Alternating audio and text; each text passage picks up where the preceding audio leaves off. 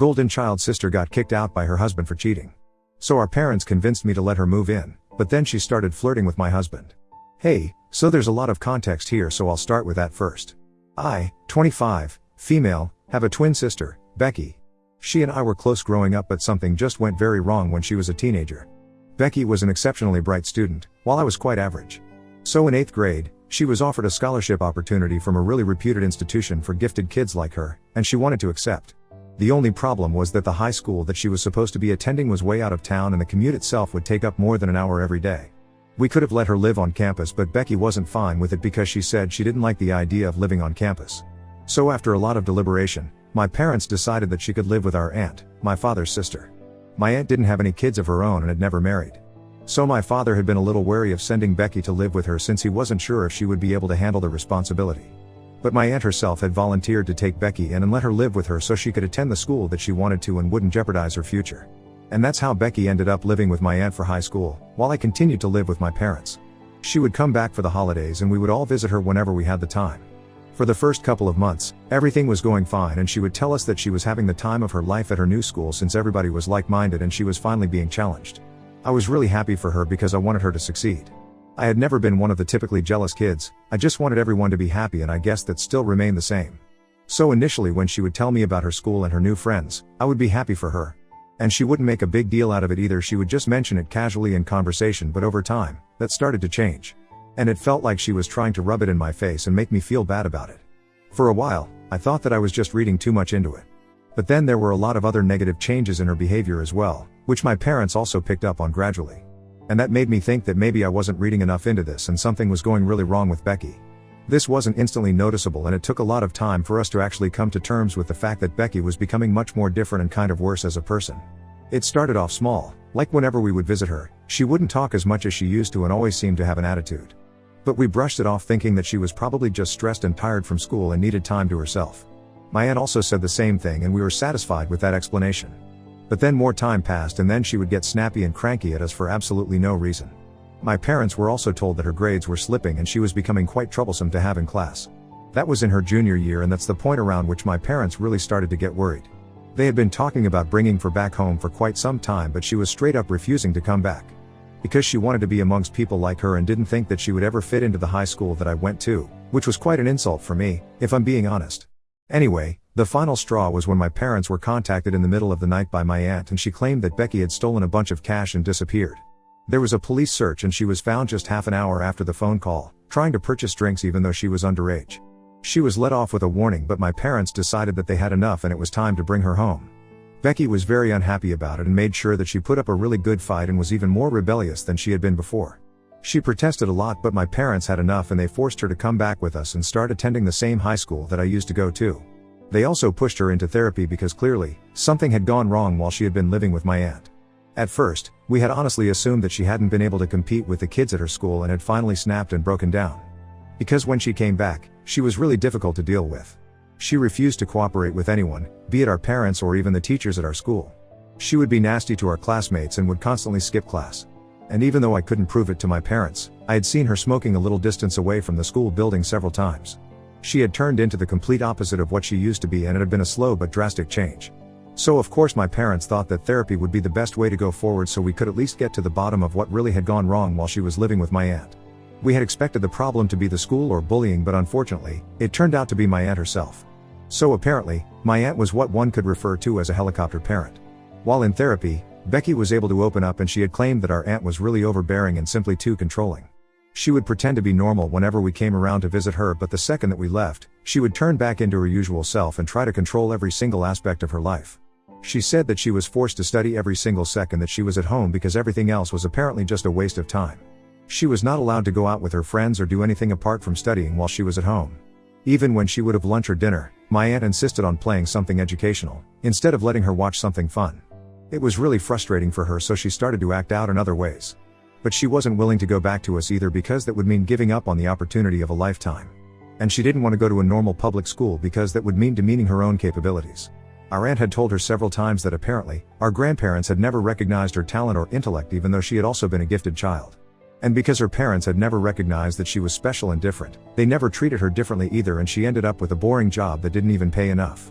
She claimed that she could have been doing so much better if her parents had actually bothered to put in the time and effort to do something about how intelligent she was and invested in her.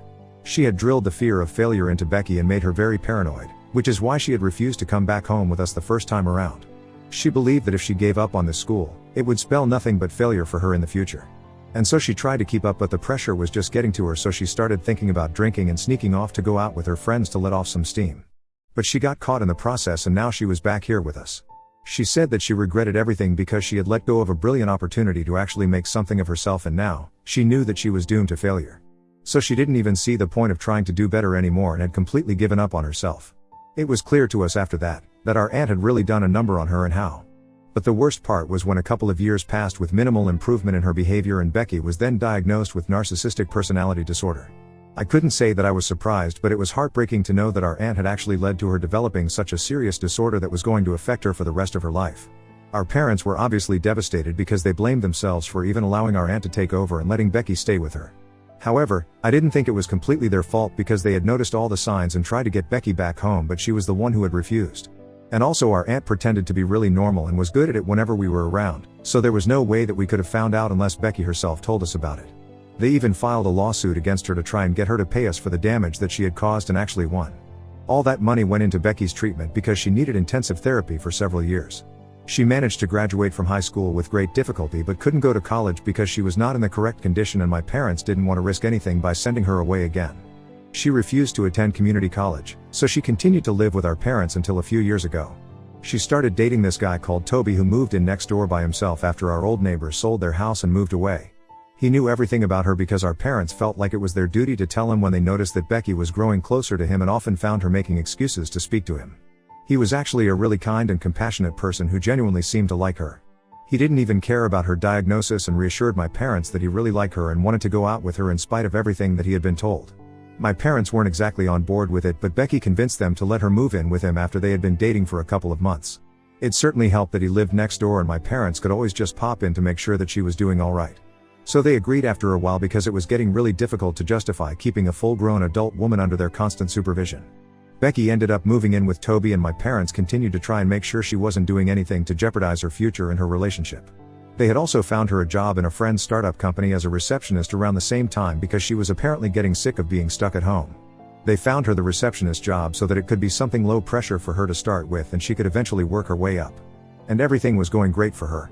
After almost a year of living together, they decided to get married, and since they were already living together, my parents agreed because they thought that this would do a lot of good for her. She even quit her job to be a full-time stay-at-home wife.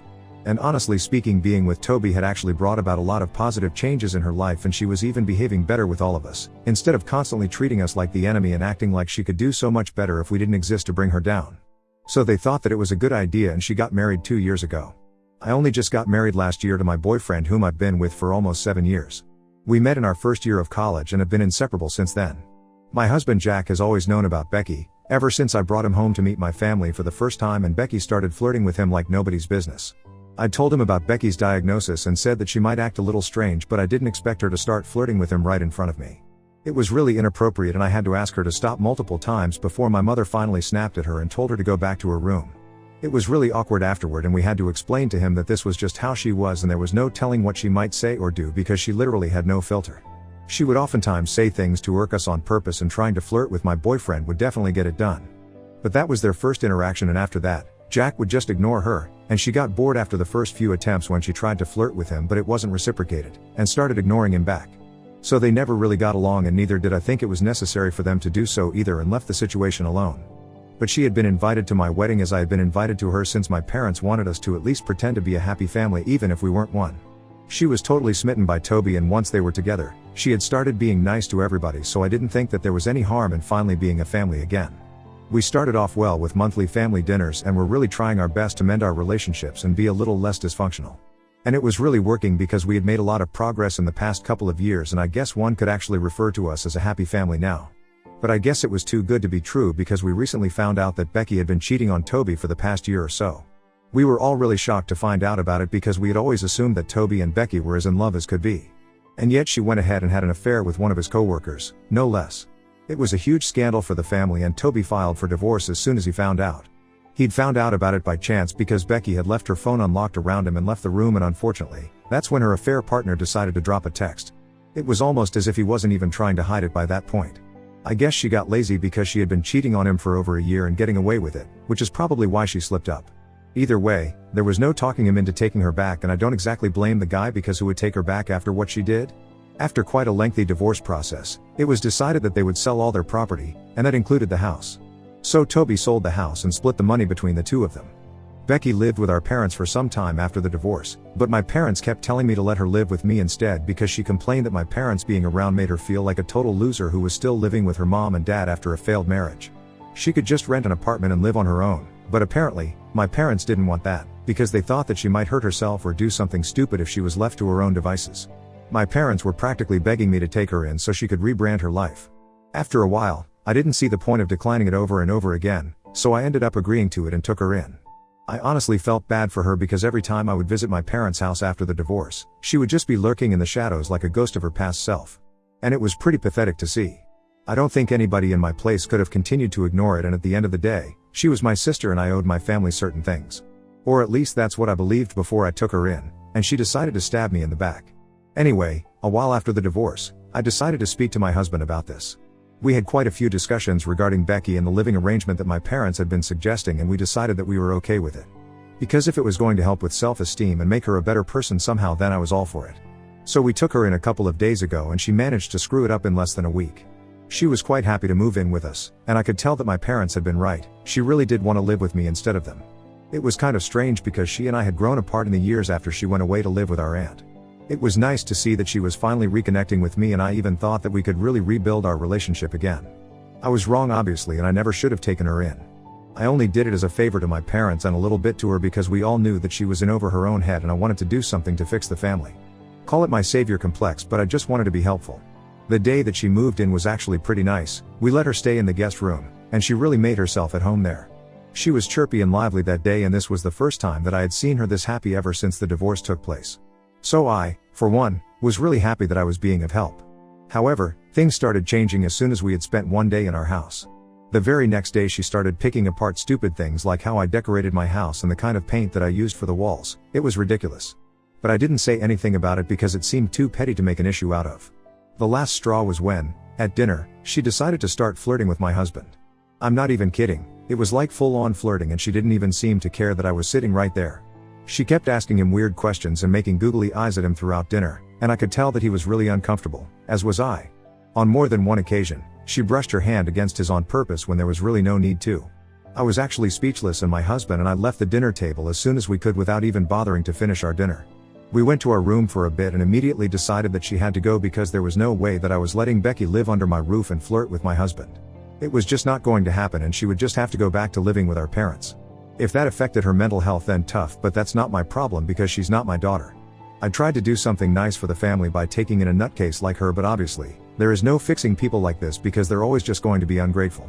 I should have known that, but I guess the human part of me really did feel bad for her and wanted to make her feel better because she is my sister. After we were done with dinner, and our conversation, I called my parents and told them what had happened. I expected them to be just as outraged as I was and demand that I send her back immediately. A third move back to her parents' place would just be devastating for her, and she would go back to mopping and sulking all the time. They didn't want that for her and told me that I could either just deal with it or I could let her have this house and move somewhere else. I didn't even know what they meant by let her have this house because that's not how things work. You can't just let people have things that don't belong to them. And that applies to both husbands and houses. Anyway, I told my parents that they were being ridiculous and they had to take her back in. But my parents said that I was overreacting and that it was apparently no big deal because, as long as I trusted my husband, I had nothing to worry about. As for my sister, she was going through a really difficult time and I should just overlook all the strange things that she was going to say or do and just keep her around because as a part of the family, I owe this to them and I have to help out. That's when I snapped at them and told them that I didn't really owe them anything because this was their daughter, not mine, and it was their responsibility to take care of her. Earlier I did think that I owed them something, which is why I brought her in, but now that it backfired, I wasn't going to entertain it anymore. It just didn't make sense. My parents and I went back and forth for a couple of minutes, after which they told me that I could either get a new home or just put up with my sister because I had already taken her in, and they were not going to force Becky to relocate once more just because I was insecure. And then they hung up without giving me a chance to reply. My husband and I were really mad because this was insanely entitled and I couldn't believe that they actually thought that this was going to work. We went back out into the living room where Becky was and decided to tell her that the way she had behaved was extremely inappropriate, and we were not comfortable with her living with us anymore. Her reaction to that was nothing sort of crazy, and she instantly started screaming at me, accusing me of being jealous of her all my life. She said that the only reason she had even wanted to move in with us was because she wanted to be closer to my husband and not me. Apparently, she had seen the way he used to look at her whenever we would come over during or even after the divorce, and she knew that he wanted to make a move, but I was the only one who stopped him from doing that. So she had taken it upon herself to move in with us and make it easier for him to confess his feelings. My husband and I were actually dumbstruck when she said that because of the sheer incredulity of it. A few seconds later, my husband told her to get out and never come back, and that's when she seemed really surprised because she hadn't seen this coming. She tried to seem indignant and said that she knew what she had witnessed and he was only trying to cover up his tracks now because he didn't want to mess things up with me. I lost my temper and I screamed at her to get out, so she screamed right back and told me that she was leaving anyway because she had no interest in living with us since we were nothing but a bunch of losers anyway. So she packed her things up quickly and left. We didn't know where she went, and after that, we just wanted a quiet night, so we went to sleep. But unfortunately, my parents have not been able to find her yet since she hasn't been answering any calls, and she definitely didn't go to their place. So we basically have no idea where she is. Long story short, my parents are blaming me for it. They think that my husband and I made this happen, which is really unfair. But I do feel kind of guilty because had we been a little kinder to her, then maybe this wouldn't have happened. So Ida for kicking my narcissistic sister out of my house? Update 1. Okay, so it's been a few days since my post here, and I just wanted to tell you guys that we found her. Becky had been crashing at a friend's place who lives a little out of town, and that's why we hadn't been able to trace her. But she is okay, and just as delusional and crazy as ever. When my parents found her, she refused to come back with them because she claimed that she was too good to be living with her family anymore and wanted a place of her own. She said that she was sick of relying on people, first on Toby and then on my parents. So she wanted a home of her own, and guess what? My parents agreed to it. Of course, there has been no apology to me yet or my husband. My parents just put all this in a message and told me that I should be grateful that nothing bad had happened to her. They told me that they would be buying her a new apartment at the earliest so she could save her own money and start afresh now. I don't know why they thought that this was a necessary detail for me to know. But it's great that they told me, so now I know exactly where I stand. Clearly, my happiness is not very important to them. And at least now I know that. Update 2. It happened, they got her a new apartment. At least this time they didn't text me in person to tell me about it. I found out from a bunch of our friends because she was posting about it relentlessly on social media. And after we kicked her out, she had blocked us everywhere. Probably out of embarrassment because of the crazy incident. Either way, I don't mind it at all. My friends said I don't really know what she is up to because she's just not worth my time. I tried to be nice to her, but that blew up in my face magnificently. Now I'm done and I don't want to ever have any interaction with her again. She's just not worth my time and energy. My parents and I still haven't spoken, and I guess they still think that I'm responsible for Becky going missing for those couple of days, even though nothing really happened to her, and she got her way in the end. She should probably be happy that I kicked her out because that's what got her the new apartment. Either way, my husband and I are doing great and he's my only family as of now. Update 3. Hey, so it's been 1 month since Becky came over, flirted with my husband, and got herself kicked out of my house promptly. And then, like you all know, my parents bought her a new apartment to live in with their money instead of the money from the alimony because they wanted her to be able to save. It's crazy that it's been such a long time since then, and yet nothing seems to have changed with either Becky or my parents. Neither of them has gotten back to me to apologize, and I have stopped holding out hope that they will at any point. Some people are just too selfish to think about anybody else apart from themselves, and I should know that Becky actually was a narcissist. She should probably start therapy again. But I'm not gonna tell her that because she's not my family anymore. My husband and I are still going strong and happy, and that's all that matters to me. My parents and Becky can take a hike.